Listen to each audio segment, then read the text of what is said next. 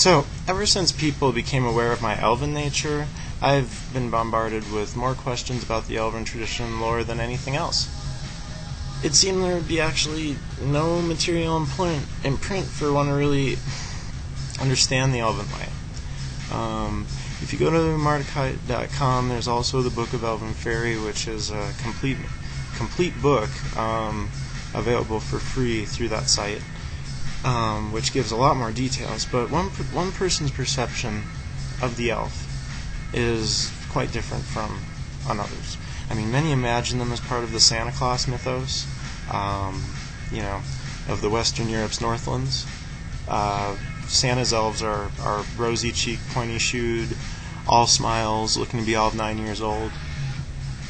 Prior to J.R.R. Tolkien, the only fantasy literature really was like classical mythology and like Beowulf and some horror fantasy, but Tolkien researched both Celtic and Norse mythologies for his mythos, for the world he created, beginning with The Hobbit. And prior to this writing, many had no real familiarity even with Norse runes, which seemed very much connected to the elves as well.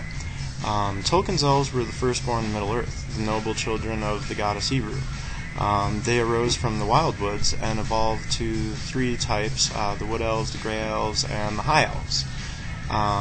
40 years after The Hobbit, Gary Gygax used Tolkien's work as well as classical mythology to construct the first and probably best-selling fantasy role-playing game, Dungeons & Dragons, and Gygax describes the wood elves as temperamental and wild, and the grey elves as noble and serious.